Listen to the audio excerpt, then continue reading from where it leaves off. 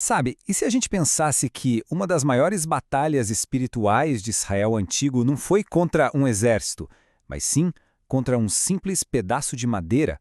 Pois é, hoje a gente vai mergulhar fundo num mistério antigo que tem umas implicações, olha, surpreendentes para o nosso mundo de hoje. Asherá. Isso aqui não é só uma aulinha de história, tá? É uma lição bem profunda sobre o que significa de verdade, lealdade e adoração pura. Olha, e para começar, vamos colocar os pingos nos is. A ideia de que o Deus de Israel tinha uma esposa, isso é invenção, pura e simples, fim de papo. A adoração a Ásherá, gente, não foi um mal-entendido, não. Foi uma quebra direta, de propósito, do mandamento mais básico de todos. Aí fica a pergunta, né? Tá, mas por que a gente deveria se importar com um ídolo de madeira de, sei lá, 3.000 anos atrás? A resposta, olha, é simples e até um pouco assustadora. É que a mesmíssima armadilha espiritual que pegou o povo de Israel lá atrás, ela tá por aqui hoje, só que com outra cara, com uma nova roupagem. Entender a Xera é, na verdade, entender um perigo que, acredite, nunca foi embora. Então, como é que essa ameaça aparece? Bom, a idolatria raramente chega fazendo barulho, sabe, com trombetas e festa. Não, não. Ela vai se infiltrando, quietinha, como uma pequena concessão aqui, um compromissinho ali.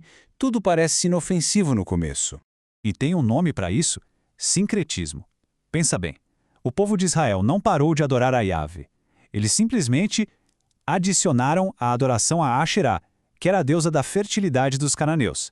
É tipo dizer, eu sou fiel ao meu casamento, mas eu também tenho um casinho por fora. Não funciona, né? Eles queriam o Deus da aliança e também queriam as bênçãos de prosperidade que a cultura vizinha oferecia. Bom, agora vamos conhecer de perto a protagonista dessa história. Asherá não era um ídolo qualquer, não.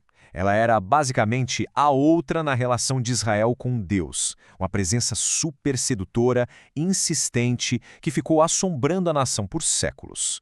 Tenta imaginar a cena. De um lado, o altar sagrado do Senhor, aquele lugar de sacrifício, de comunhão.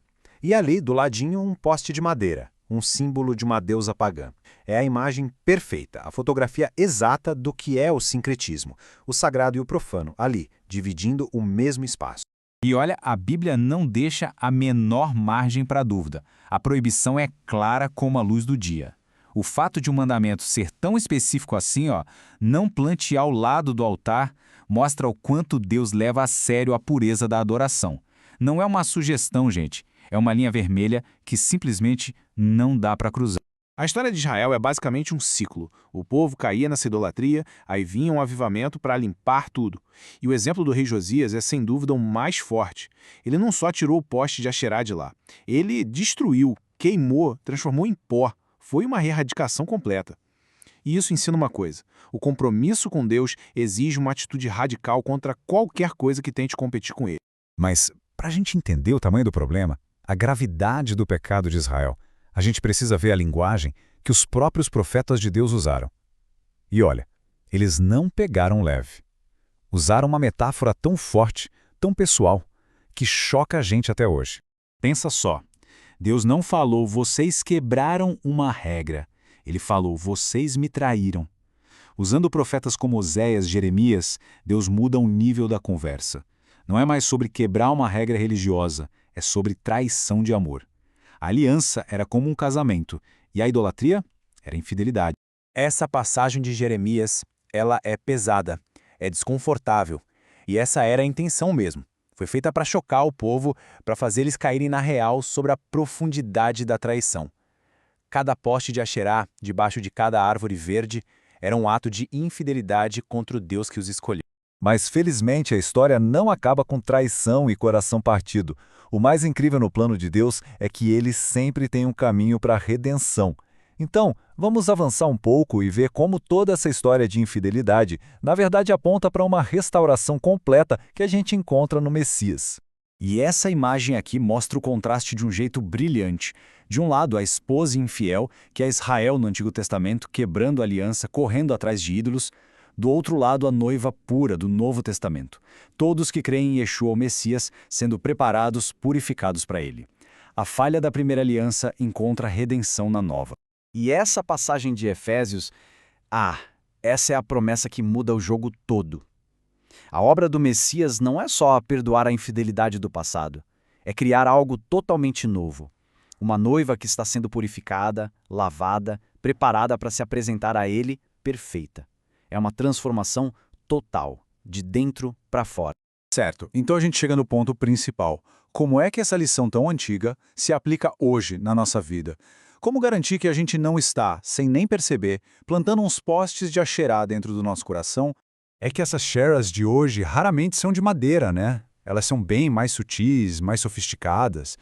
É aquela busca sem fim por segurança financeira, a ansiedade por likes e aprovação na internet, a confiança cega numa ideologia política, a nossa carreira. É qualquer coisa que a gente adiciona a Deus para se sentir um pouco mais completo, um pouco mais seguro. Qualquer coisa que disputa a devoção que deveria ser só dele. Assim como Josias, é preciso ter coragem de ser radical com o próprio coração. E aqui ficam 3 passos bem práticos. Primeiro, uma autoavaliação honesta, sem rodeios. Para onde o coração está realmente apontando? O que consome o tempo, a energia, os recursos? Segundo, examinar o que está sendo adicionado à fé, quase como uma apólice de seguro para dar mais conforto. E terceiro, um ato de se arrepender e se comprometer de novo, decidindo voltar para a pureza de uma devoção que é só para Deus.